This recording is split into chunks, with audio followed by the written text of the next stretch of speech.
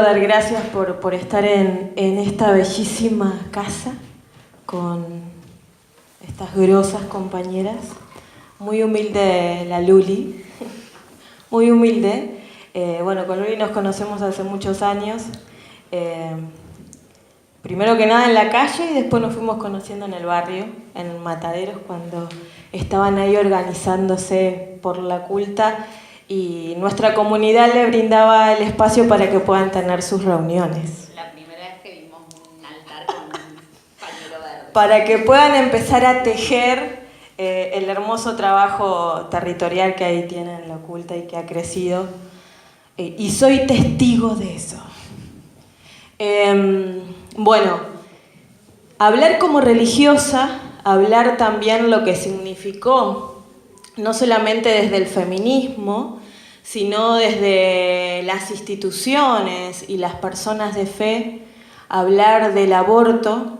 Sin duda, a opinión personal puedo decir que también en lo que ha sido el debate, tanto en diputados y en senadores, y todo lo que ha gestado el feminismo, desde los lugares eclesiales institucionales, laicos y laicas, lugares educativos, el aborto también salió del closet. A mí me tocó acompañar, bueno, hay una escuela muy conocida que está ahí en cada martes verde que nos encontramos, que era la Escuela del Salvador.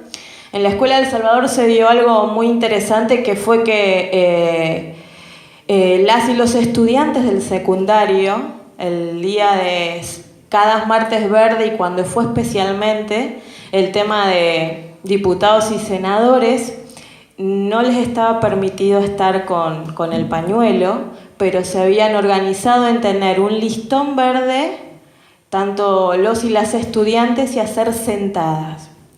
O sea, sin dudas, el debate por el derecho a decidir sobre el cuerpo de las personas gestantes atravesó absolutamente todo. Nosotros fuimos como comunidad y desde nuestra construcción un poquito criticadas porque decíamos que las pentecostales, en nuestro caso en denominación a la que pertenezco, también abortamos. Y hablarlo esto desde los barrios, desde los territorios.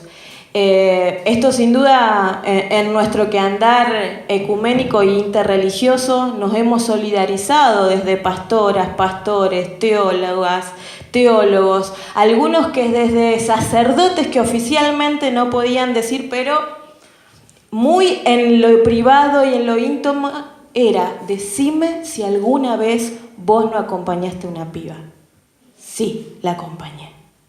Entonces, en la legalidad, el aborto también salió del closet en la iglesia como esa gran asamblea, y en la iglesia también que a lo largo de la historia ha intentado controlar nuestra forma de sentir, nuestra forma de ver el placer y nuestra forma también de decisión de cómo y qué queremos en nuestras vidas, especialmente las mujeres y también las disidencias sexuales.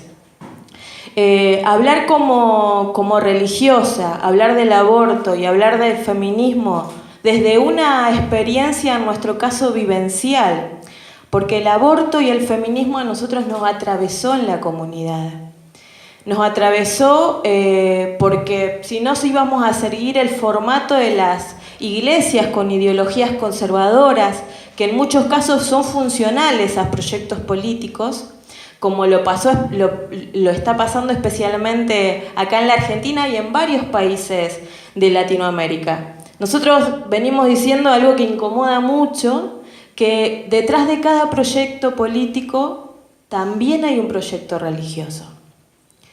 Y fue un gran desafío cuando este gobierno de Cambiemos, y especialmente el macrismo, puso, ¿no?, el debate del aborto sobre la mesa. Medio como que nos hizo a todas diciendo, a ver si todavía se lo debemos.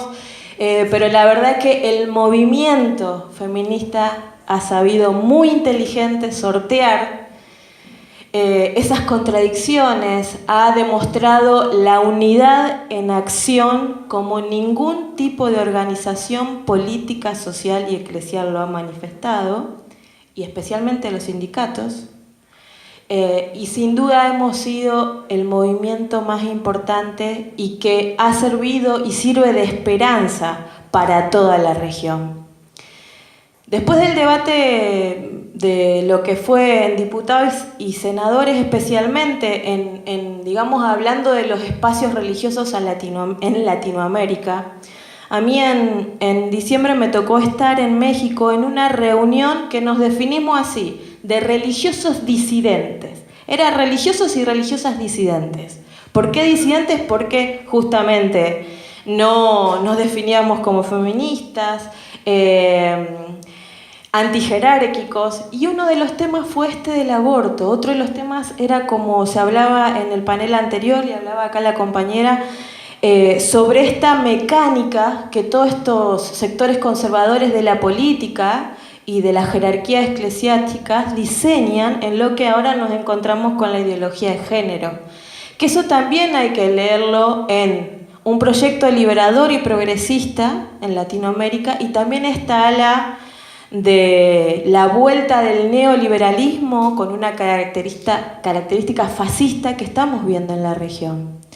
Especialmente lo del tema de ideología de género nace en Colombia, los primeros incipientes, después viene en Perú, después en el SESMA tuvimos la posibilidad a fin de año de mostrar un material donde desde los sectores conservadores de las iglesias llegan a la política en cargos como diputados, senadores, asambleas, y donde realmente no es solamente una manera en que podemos decir ver a Dios o una espiritualidad, sino absolutamente de control.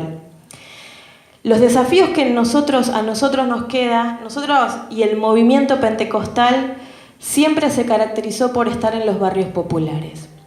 En los barrios populares también están las organizaciones sociales. Y sin duda también hay que caracterizar que nuestro pueblo y Latinoamérica es un pueblo que cree. Es un pueblo en términos religiosos creyente. En eso de creer, de practicar una fe que tiene que ver desde la ideología como es el feminismo, porque creemos en nuestra compañera que nos acompaña, que milita, que arma el cartel, que arma las asambleas en los colegios, que organiza las actividades en el barrio. En eso que para una organización social o política es mística, para nosotros es espiritualidad. Por eso nos encontramos en lo que ha sido muy interesante y contradictorio, que especialmente yo tuve que decir no, cuando fue esta enorme convocatoria que hicieron sectores del progresismo junto con la Iglesia Católica, la de Paz y Pan y Trabajo en Luján, Tierra, Techo y Trabajo. Donde inclusive entre los pañuelos celestes y verdes había muchas contradicciones, donde es sin duda que en la situación en la que vivimos el pan, el techo y el trabajo es necesario, pero la decisión y la autonomía sobre nuestros cuerpos como territorio es importante también.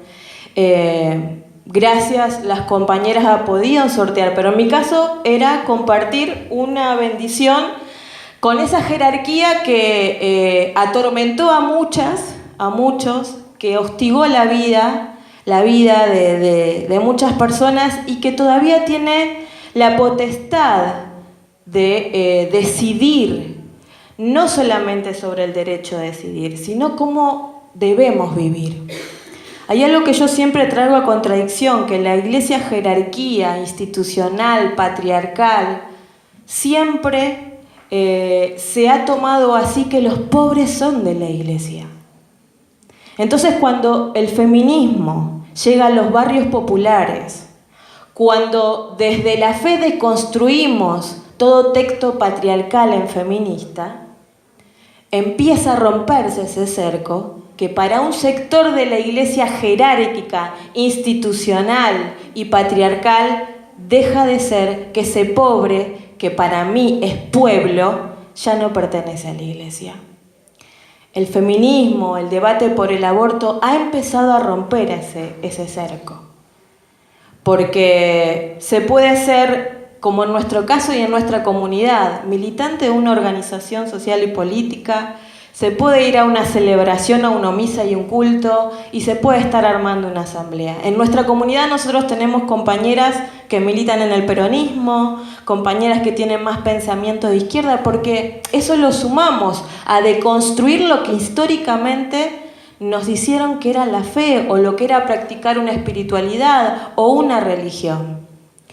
Por eso, especialmente en lo que fue la presentación, desde que no solo solamente tuve la posibilidad de exponer en diputados, sino también de otras tantas confesiones, en todo caso protestantes, que el derecho a decidir, que el derecho a la maternidad o a no, es algo que exclusivamente y desde la teología nos corresponde. A lo largo de la historia nos hicieron creer que textos, historia y demás tenía algún tipo de contralor en nuestras vidas. Gracias a personas que han sido valientes, a intelectuales que han deconstruido, hoy nos podemos encontrar con una teología feminista, y tenemos grandes referentes que generalmente las mujeres tuvieron que dejar las instituciones jerárquicas para convertirse en parte de militantes de las causas populares. Entonces creo que el desafío en este tiempo es discernir que detrás de todo proyecto político hay un proyecto religioso. Discernir como organizaciones sociales, políticas y eclesiales en que andan nuestros barrios. Y en esa comunidad religiosa que por un lado decimos no podemos decir nada, también hay organización popular. Entonces también desde los lugares de donde venimos, lo interesante es traer contradicción a lo que a lo largo de la historia nos han hecho creer que no debía ser así. A mí en la experiencia de participar en los encuentros de mujeres tuve la gracia, en términos cristianos hablando, de poder acompañar a compañeras que participaban de organizaciones sociales y políticas, pero que también iban a una iglesia. Y generalmente iban a una iglesia pentecostal o como se les llama a veces evangelistas.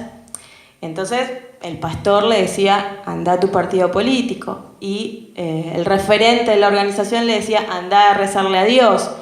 Y en realidad no son incompatibles esas cosas. Entonces cuando empezamos a deconstruir lo que en algún momento encontramos como parte histórica, lo que fue el proyecto de Jesús, que fue un proyecto y un movimiento social, político y religioso, que vino a tirar por encima lo que era el poder político, el poder religioso y el poder económico de turno. Entonces también en este tiempo tan difícil que nos toca, en este año de elecciones, saber que el aborto, el feminismo ha trascendido absolutamente todo, hasta las comunidades religiosas. Y eso es algo súper interesante, que cada una desde nuestros lugares y desde aquellos y aquellas que militan en los barrios, hay que empezar a ver a esas comunidades. Hay que empezar a ver qué piensan, en qué anda, y hacerle entender que podemos construir desde la ideología, desde la filosofía y también desde la teología. Y esperemos que este 2019 nos encuentre con muchas compañeras referentes en las listas, que eso nos va a dar victoria en todos los sentidos. Hay una oración que nosotros compartimos en la lucha que nos toca a veces estar junto a nuestro pueblo, que dice: hasta la victoria de la vida y del amor siempre venceremos. Gracias.